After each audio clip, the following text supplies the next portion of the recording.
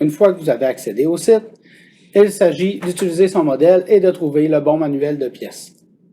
Pour l'exemple, utilisons un différentiel Eaton RS 405. Dans la section différentiel, Heavy Duty, Eaton 405. En cliquant sur le lien, le fichier PDF s'ouvrira. Le fichier PDF est composé de la table des matières et ensuite de la section Informations générales dans laquelle vous trouverez les informations utiles à identifier notre différentiel. La première section étant pour les arbres d'entraînement, la page suivante pour identifier les modèles de différentiel. RS 405. La première lettre identifie est-ce qu'il s'agit d'un essieu avant ou d'un essieu arrière.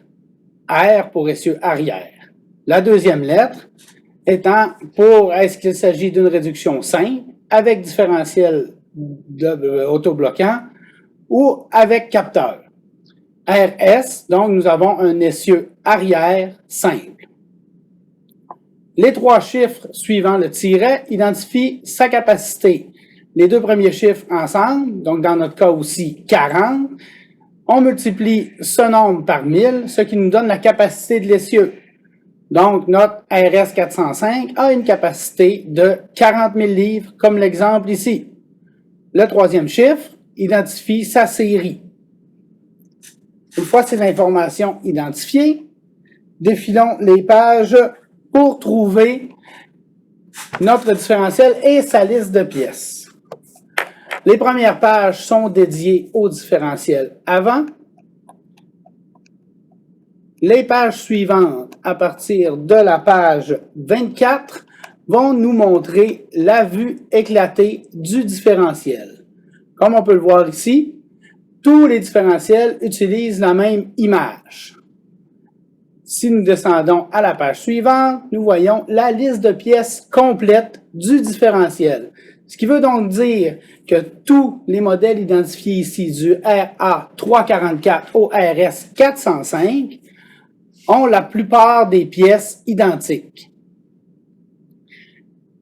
Ce qui change, par contre, étant la pignonne et la couronne, tout dépendant du ratio désiré. Pour obtenir le bon ratio, le livre de pièces nous réfère à la page 39. Descendons à la page 39.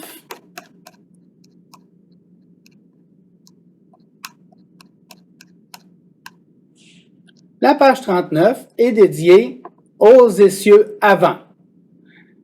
Comme notre différentiel est un différentiel arrière, continuons à descendre à la page 40 où on atteint ici les essieux arrière. On voit que pour les mêmes différentiels, plusieurs ratios peuvent être disponibles. Il est important de bien connaître son ratio. Si jamais le ratio n'est pas indiqué sur la plaque, comme dans les notes, il est important d'aller identifier le nombre de dents de la pignonne et de la couronne. Prenons par exemple un ratio de 3,42. Donc, si notre différentiel a un ratio de 3,42, ça veut donc dire que la pignonne aura 12 dents et que la couronne aura 41 dents.